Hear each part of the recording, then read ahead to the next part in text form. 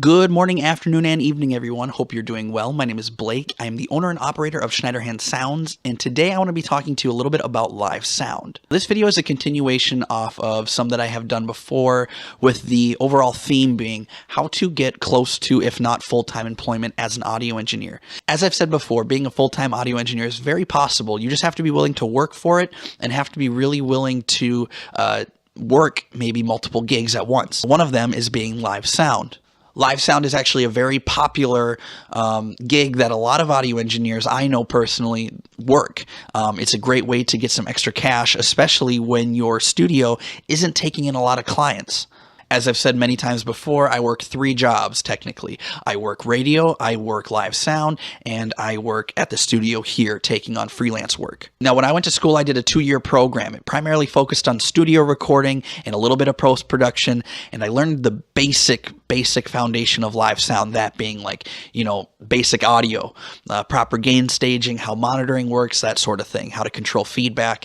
But I didn't really get to see a live event in action. I wasn't very familiar with how live sound as an engineer worked. I learned that primarily through my internship. I went to the local venue that I've played at before when I was in a band, and I said, hey, I'd really like to intern for you guys. I need these credits. Can I intern and work for free? They said yes, and they took me in. I interned there for about 2 months. It was great. I had a blast doing it, and they were very pleased with my work, and they hired me on as a staff member sound technician. So this video might not be very useful for those of you who are already working in live sound and already have a vast knowledge of live sound. This video is kind of more for those who are not familiar with live sound at all, would kind of like to see a very basic tour of a small venue, just to kind of maybe ease the butterflies if they're trying to look for internships or if they're looking at other alternative career paths as an audio engineer. Okay, so to start things off, behind the stage there is a small closet that holds a rack here for the amplifiers that power the sound system. You'll see we have 3 here. Basically what these do is feed the power through the monitors, allowing the artist to hear themselves and the audience to hear the band. On the stage here, we have just a mic and stereo monitor for the artist because we have a small open mic. The stage is pretty small. We typically only do a stereo monitor for the artists. You'll see there are some input boxes on the ground there. There's also one in the back behind the chair if there is a large band playing that needs more mics. Typically for live sound, I'll either wrap the cable if it's a stationary artist, or I will leave it unwrapped for hip-hop artists. So here we see the box that basically holds the inputs. This is both for the microphones here. There are 2 per hatch, and then we have the monitor cables here. Now you'll notice that these cables look a little different than, say, an XLR cable. These are actually NL4 cables. They're similar to the XLR in the sense of it's a balanced connection. The main thing about these that are primarily only used in live sound is that they're plugged in directly to the monitor, and they have a twist and lock mechanism so that you can't accidentally unplug it during the show if you have an artist that's running around.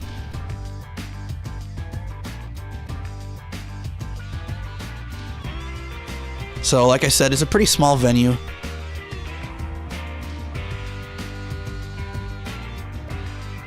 Okay, so here we have the soundboard. This is the PreSonus Studio Live. It's the 24-track board.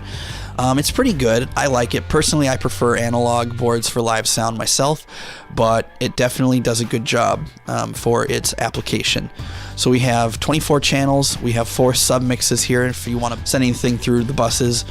You have the main fader on the right that controls the main volumes. The nice thing about the Studio Live is it has these mix levels here so that you can send into different aux channels. Basically what this does is control what channels are getting fed through the monitors, through the reference monitors. Over here is the screen that you can see for any effects you want to add or any presets you want to set for the EQ.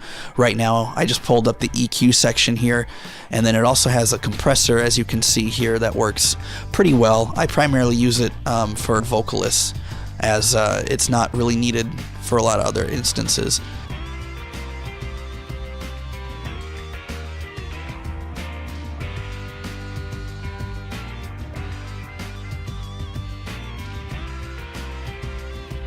So that's just kind of the basic overview of the board. I will definitely post a video going into more detail as far as what the board can do if you have any questions for that. This that I have opened is the PreSonus Capture. It actually came with the board when our venue purchased it. It's really nice because it's basically a simple recording DAW for live sound. As you can see here, each of the channels represents a channel on the board, and you can just arm it to record. And the nice thing is that it hooks up via Firewire, so it's 24-bit recording. And if I mute a channel on the board, I can have it recording but not have it playing loud.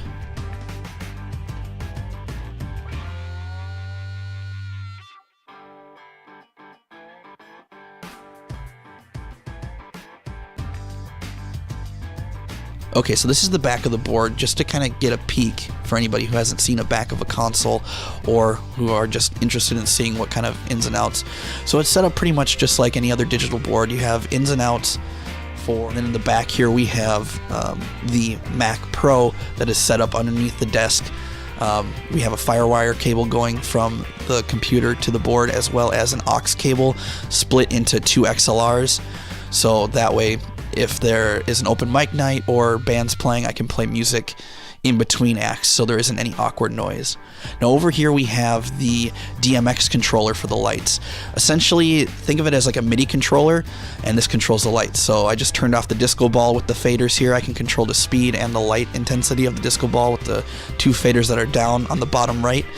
And then the buttons that I'm pressing here can control each individual light. It's a lot of fun during big events because I can play with the lights to kind of match the rhythm of the music. So that's really about it. That's the general overview of this studio. So that's the general overview of the Depot, the venue that I work at. Again, I know I didn't go into extensive detail on anything. It's just the video is to basically give you a general idea of what a venue looks like as far as the equipment and the basic setup and what to kind of expect when you're whether you're taking an internship or if you're looking to take a gig at a live venue. If you want me to go into more extensive detail on any of the gear, the software or miking techniques, anything like that, just let me know in the comments below or shoot me a message on Twitter. You know, if you want to see it, I'll make it for you. The main thing to remember with live sound is that, you know, just have it good coming in and you'll have a good show for the most part. You know, I mean, you'll have to obviously do some tweaking and you might have to ride the faders a little bit and adjust during the show, but for the most part, if you have it set up good and you have a good sound check and you have everything coming in nice and clean, you're going to have a good show. And it's really easy. It's a lot of fun. It's great for networking if you're running a studio as well. It's a lot of fun to do live sound, and I definitely recommend it for anybody who is an aspiring engineer or who is working at their own studio. Live sound is a great gig. It's a great way to make some money if you're a freelancer, and it's just a lot of fun. Great way to network. But that's really all the time I have for this one, everyone. Thank you so much for checking out the channel. If you liked this video, please click thumbs up. If you disliked it, definitely click thumbs down. It helps me filter out the content for future videos that I should and shouldn't make. Subscribe to stay connected with future content. I'm sorry that my posts haven't been very regular. I'm going to try and work on that. It's just, you know, I'm doing everything by myself, video editing, filming, all that stuff, and I have to do that outside of working full-time and family life. So I'm going as fast as I can. Hopefully, as I move with this, I'll get a lot better and a lot faster.